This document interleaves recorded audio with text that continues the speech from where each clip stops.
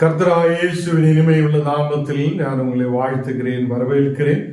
இந்த நாடுகளில் கூகுள் மீட்டாய் நாம் ஒன்று சேர்ந்த தேவனை துதிக்க, கர்த்தரை ஆராதிக்க தேவன் நமக்கு கிருபை செய்திருக்கிறார். அவர் உண்மையான தேவன், நம்மை ஆசீர்வதிக்கிறவர், அவர் நம்மோடு கூட இருக்கிறவர். இந்த ராத்திரி வேளையில் கடந்து வந்திருக்கிற யாவரை நான் இயேசு கிறிஸ்துவின் இனிமையுள்ள நாமத்தில் வரவேற்கிறேன். தேவன் உங்களை ஆசீர்வதித்து பலப்படுத்துவார். நாம் ஜெபிக்கலாம். ஆண்டவரே, இந்த ராத்திரி வேளையிலப்பா உடைய பிரசனத்தால் நீர் எங்களை நிரப்பி ஆசீர்வதிக்கிறதுக்காக ஸ்தோத்திரம். நீரே பரிசுத்தர், பரிசுத்தர், உண்மையான தேவன். ஆண்டவரே, எங்களோடு கூட இருந்து எங்களை வழி நடத்துபவராய், ஆண்டவரே எப்போது பாதுகாக்குதவராய் நீர் கூட இருக்கிறதுக்காக ஸ்தோத்திரம். இந்த நாடுகளில் தெய்வீக கிருபையோட, தெய்வீக அதேமே ஆசீர்வாதத்தோட நாங்கள் முன்னாடி கடந்து செல்ல நீர் கிருபை செய்ததற்காக ஸ்தோத்திரம். இன்னைக்கு கடந்து வந்திருக்கிற ஒவ்வொரு மக்களையும் நீர் ஆசீர்வதித்து பலப்படுத்ததற்காக ஸ்தோத்திரம். எல்லா இந்த மக்களுடைய குடும்பங்களில் ஒரு சமாதானம் உண்டாக, சந்தோஷம் உண்டாக, வெற்றி உண்டாக, ஆண்டவரே ஒரு விடுதல் உண்டாக நீர் கிருபை செய்ததற்காக ஸ்தோத்திரம். இன்னைக்கு நாங்கள் வசனங்கள் தியானிக்கிறதுக்காக கடந்து வந்திருக்கிறேன். தேவனே, உம்முடைய மகிமையின் பிரசனத்தால் நிரப்பி நீர் ஆசீர்வதியும். எங்களை முற்றிலும் தாழ்த்துகிறேன், அர்ப்பணிக்கிறேன். இயேசுவின் நாமத்தில் தரவிதாவே, ஆமேன், ஆமேன். கர்த்தர் நம்மை ஆசீர்வதித்து வழி நடத்துவார். 2 பேதுரு 3ஆம் அதிகாரம் அதில் 8ஆம் வசனம் நான் வாசிக்கிறேன். 2 பேதுரு 3ஆம் அதிகாரம் அதில் 8ஆம் வசனம். பிரியமானவர்களே, கர்த்தருக்கு ஒரு நாள் 1000 வருஷம் போலவும் 1000 வருஷம் ஒரு நாள் போலவும் இருக்கிறது என்கிற இந்த ஒரு காரியத்தை நீங்கள் அறியாதிருக்க வேண்டாம் என்று இங்கு வசனத்தில் நமக்கு பார்க்க முடியுது. இங்கே அப்போஸ்தலனாகிய பேதுரு சொல்லுகிறது, கர்த்தருக்கு ஒரு நாள் என்று சொல்லுகிறது 1000 வருஷம் போலவும் இருக்கிறது. அப்ப நம்ம தினமும் ஒரு நாள் எப்படி கடந்து செல்லுவார், ஒரு நாள் எப்படி முன்னாடி போகுவார், இன்னைய தினம் எப்படி கடந்து செல்லுவார் என்று கவலைப்பட்டு கொண்டிருக்கிற சூழ்நிலை. கர்த்தருடைய ஒரு நாள் என்று சொல்லுவது 1000 வருஷம் போலவும், 1000 வருஷம் என்பது ஒரு நாள் போலவும் இருக்கிறது. அப்போ அவருக்கு 1000 வருஷம் என்று சொல்லுறது ஒரு நாள் போல இருக்கிறது என்று இங்கு வேதத்தில் பார்க்க முடியுது. தேவ பிள்ளைகளே, நாம் இந்த நாடுகளில் 100 வயசு வரை வாழ்றதுக்கு அவ்வளவு கஷ்டப்படுகிறோம்.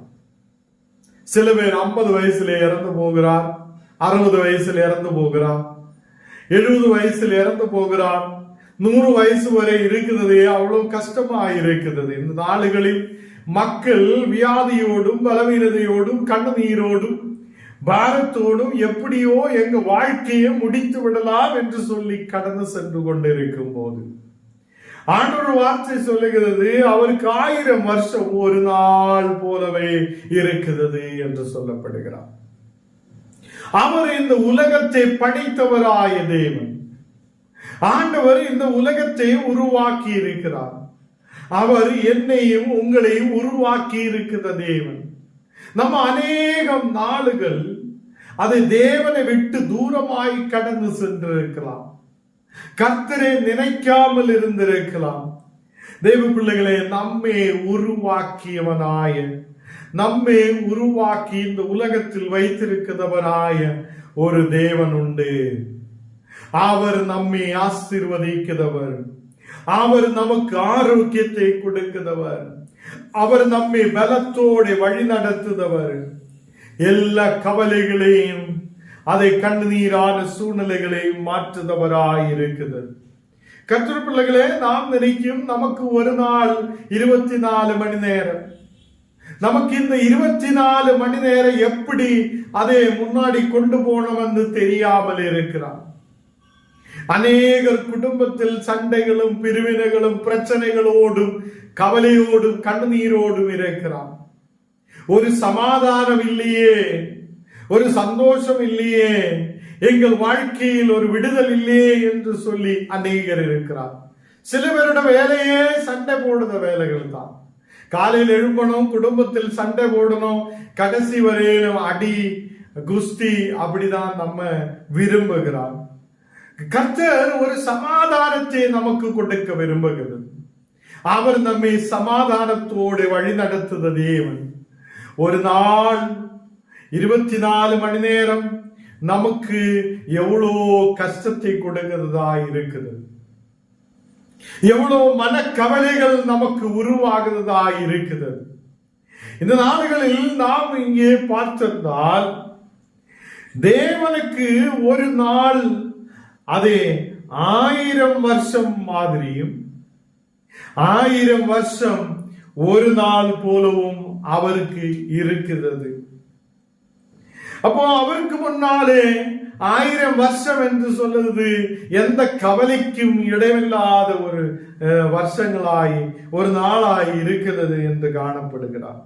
9வது வசனம் வாசிக்கும் போது, தாமதிக்கிறார் என்று சிலர் எண்ணுகிறபடி கர்த்தர் தமது வாக்குத்தத்தத்தை குறித்து தாமதமாயிராமல் ஒருவரும் கெட்டு போகாமல் எல்லாவரும் மனம் திரும்ப வேண்டும் என்று விரும்பி நம்மேல் நீடிய பொறுமை உள்ளவராயிருக்கிறார். கர்த்தர் நம்மேல் நீடிய பொறுமை உள்ளவராயிருக்கிறார். ஏன் அவர் நீடிய பொறுமை உள்ளவராயிருக்கிறார்? கர்த்தர் நம்மேல் நீடிய பொறுமை உள்ளவராய் ஏன் இருக்கிறார் என்றால், நாம் கெட்டு போகாமல் எல்லாவரும் மனம் திரும்ப வேண்டும் என்று ஆண்டவர் விரும்புகிறது. ஆண்டவரே, நான் மனம் திரும்ப விரும்புகிறேன் என்று யாரெல்லாம் சொல்லுகிறதோ அவங்களுக்கு இன்னைக்கு ஒரு நேரத்தை ஆண்டவர் கொடுக்கிறார். சில பேர் சொல்லும், எனக்கு அதை கர்த்தரை எப்படி நம்ப முடியும், கர்த்தருடைய மேல் எப்படி விசுவாசமாய் இருக்க முடியும், நான் ஆண்டவரை விசுவசித்தால் எனக்கு என்ன பிரயோஜனம்? சில பேர் சொல்லி எண்ணெய்க்காக, பருப்புக்காக, சாப்பாடுக்காக, பிரியாணிக்காக சில பேர் மாறி வருகிறார் என்று சொல்லுகிறார். அப்படி இல்லை. யாரும் பிரியாணியோ சாப்பாடோ எண்ணெயோ மாவோ கொடுத்து கர்த்தருக்காக மாற்ற முடியாது. இந்த நாடுகளில் ஆண்டவர் இந்த உலகத்திலே சகல மனிதர்களுக்கும் அதே ஒரு நேரத்தை கொடுத்திருக்கிறார். நீங்க மனம் திரும்புவதற்காக ஆண்டவர் விரும்புகிற தேவனாய் இருக்கிறது. ஏன் மனம் திரும்ப வேண்டும் என்று ஆண்டவர் விரும்புகிறார்? ஆண்டவர் மனம் திரும்ப வேண்டும் என்று விரும்புகிறது எதுக்கென்றால், நாம் கெட்டு போகாது இருக்கிறதுக்காக. ஹல்லேலூயா. நாம் கெட்டு போகாமல் இருக்கிறதுக்காக கர்த்தர் நம்மை மனம் திரும்ப வைக்கிறார். ஹல்லேலூயா. அநேகர் இந்த உலகத்தில் கெட்டு போகிறார். அநேகர் பணத்துக்கு பின்னாலே, ஆசைகளுக்கு பின்னாலே, அதே அநேக விஷயங்களுக்கு பின்னாலே கடந்து சென்று மனிதர்கள் கெட்டு போகிறதே நாம் பார்க்கிறோம்.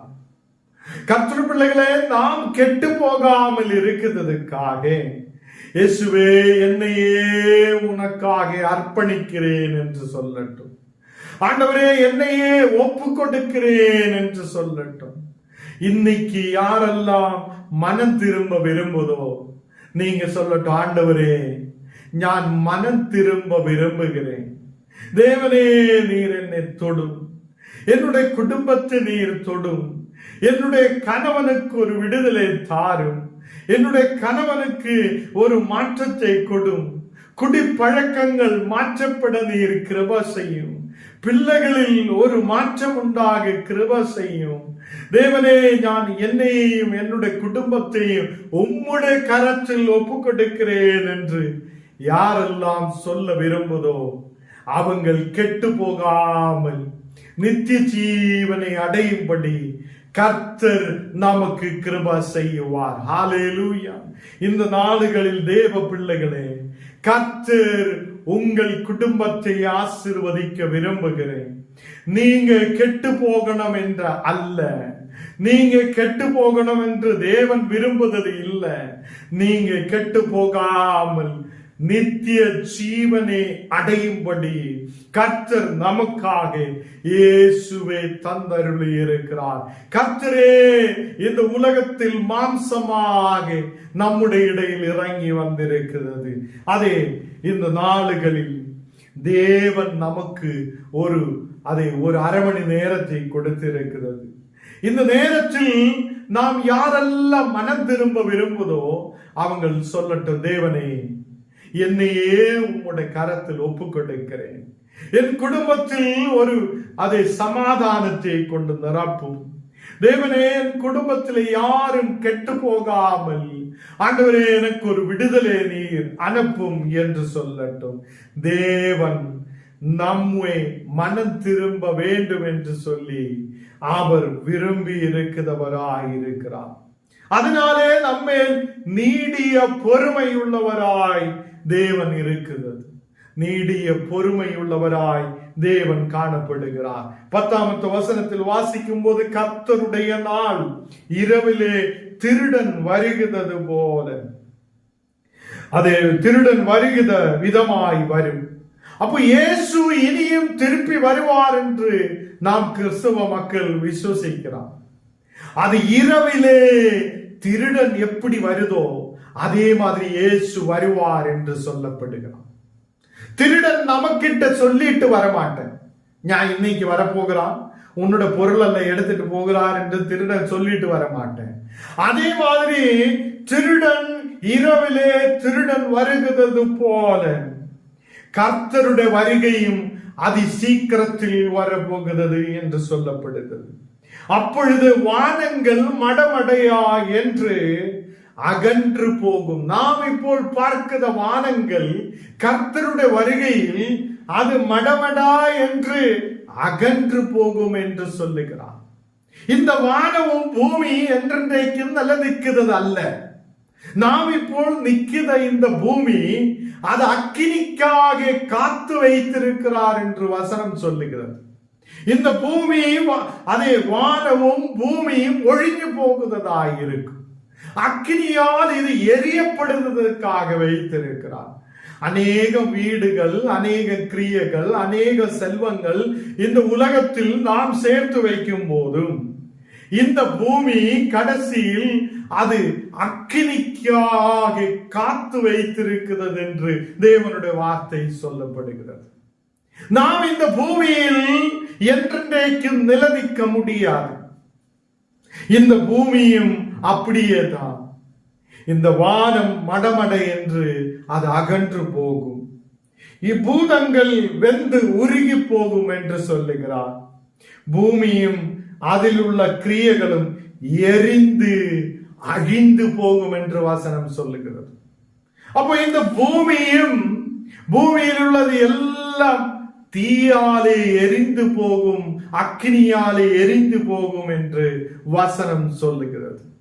தேவ பிள்ளைகளே, இப்போ சயின்டிஸ்டுமாரும் அப்படிதான் சொல்லுகிறது. நம்ம பூமி ஒரு நாள் அது எரிந்து போகும், இங்கு யாரும் தங்க முடியாததாய் மாற்றப்படும் என்று இந்த நாடுகளில் அநேக சயின்டிஸ்டுமாரும் சொல்லுகிறார்.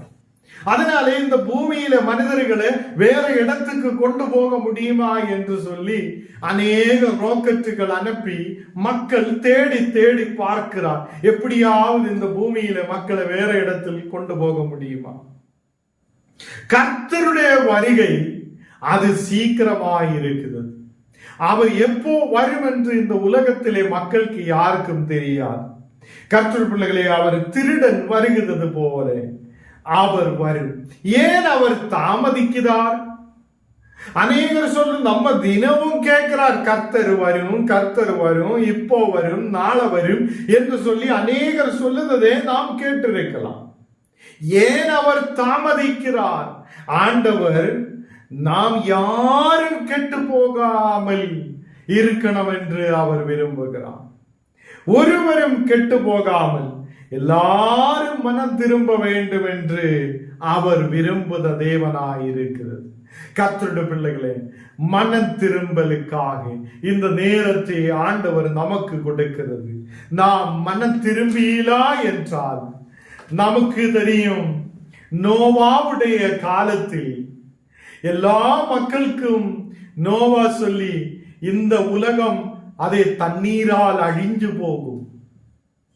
அந்த நாடுகளில், நோவாவுடைய நாடுகளில் அநேகம் நாடுகள் நோவா சொல்லி இருக்கிறார், மக்களே நீங்க இந்த பேழைக்குள்ள ஏறுங்கள், நீங்க இதுக்குள்ள ஏறுங்கள், அது நீங்க தண்ணீரால் அழிஞ்சு போகும் என்று சொல்லி இருந்தது.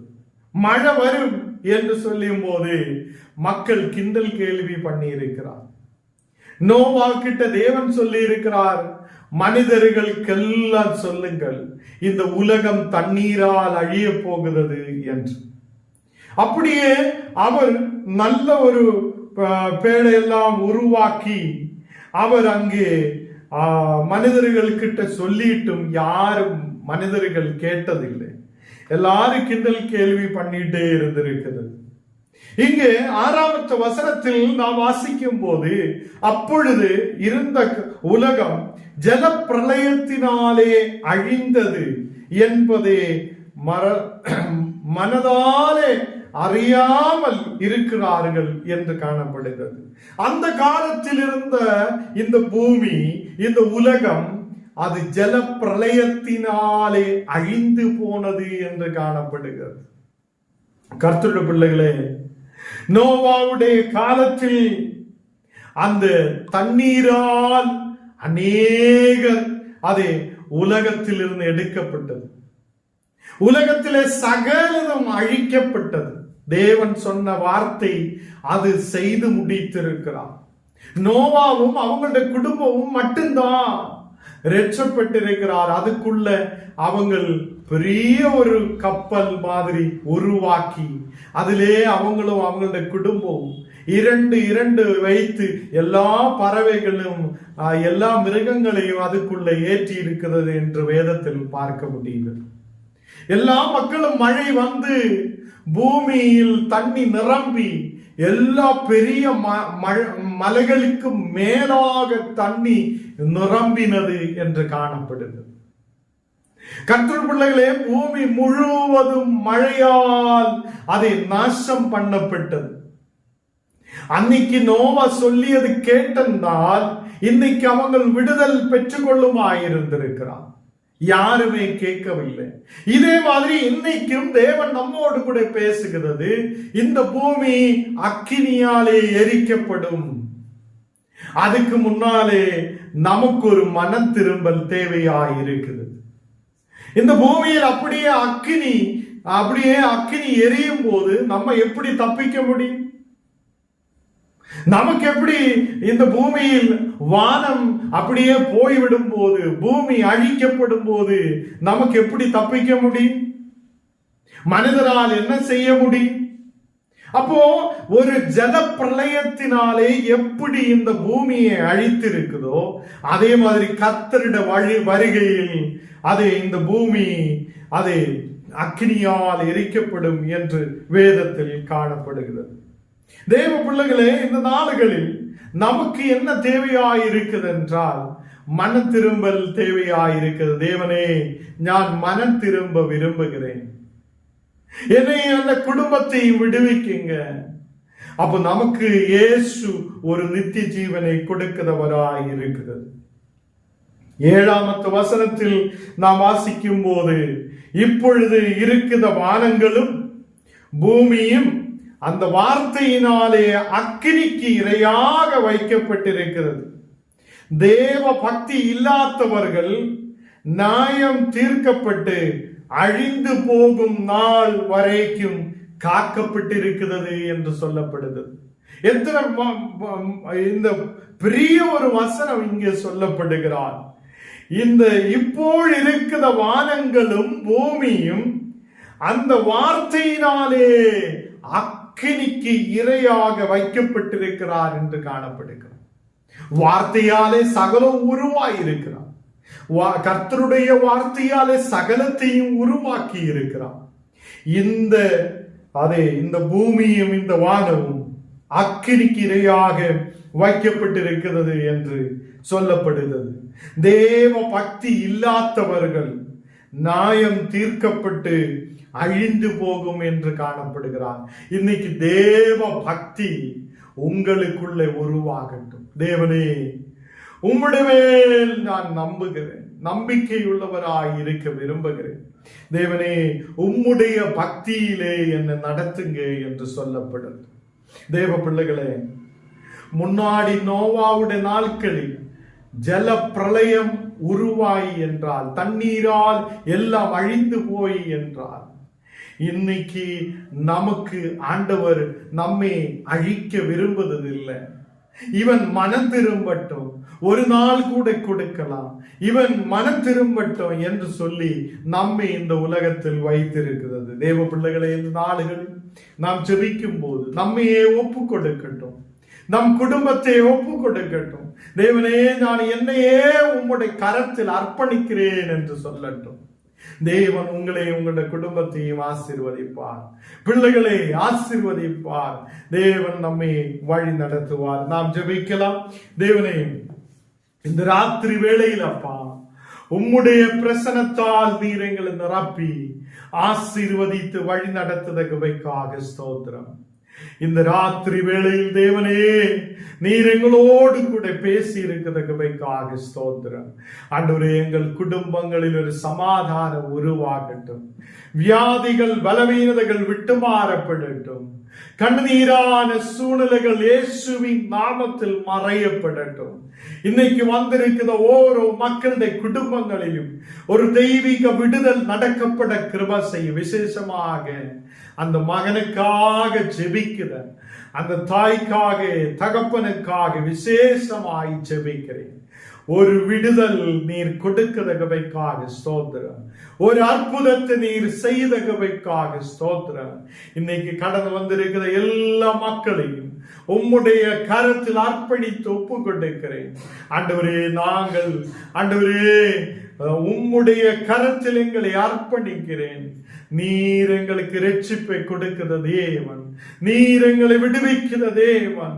இந்த ராத்திரி வேளையிலப்பா, ஒரு ரட்சிப்பு உண்டாக, ஒரு விடுதல் உண்டாக, ஒரு மன திரும்பல் உண்டாக நீர் கிருபை செய்யும். வியாதியோட பலவீனதையோட யாரெல்லவா இருக்குதோ அந்த மக்களுக்கு ஒரு விடுதலை நீர் கொடுத்து ஆசீர்வதிக்கிறதுக்காக ஸ்தோத்திரம். இந்த ராத்திரி வேளையில் எங்களை முற்றிலும் தாழ்த்தி அர்ப்பணிக்கிறேன் இயேசுவின் நாமத்தில். ஆமேன். பரமண்டலங்களில் இருக்குதா எங்கள் பிதாவே, உம்முடைய நாமம் பரிசுத்தப்படுவதாக, உம்முடைய ராஜ்யம் வருவதாக, உம்முடைய சித்தம் பரலோகத்திலே செய்யப்படுகிறது போல பூமியிலும் செய்யப்படுவதாக. எங்களுக்கு வேண்டிய ஆகாரத்தை இன்று எங்களுக்கு தாரும். எங்களுக்கு விரோதமாய் குற்றம் செய்தவர்களுக்கு நாங்கள் மன்னிக்கிறது போல எங்கள் குற்றங்களே எங்களுக்கு மன்னியும். எங்களை சோதனைக்குள் பிரவேசிக்க பண்ணாமல் தீமையில் நின்று எங்களை ரட்சித்துக் கொள்ளும். ராஜ்யமும் வல்லமையும் மகிமையும் என்றென்றைக்கும் உடையவர்களே. ஆமென்.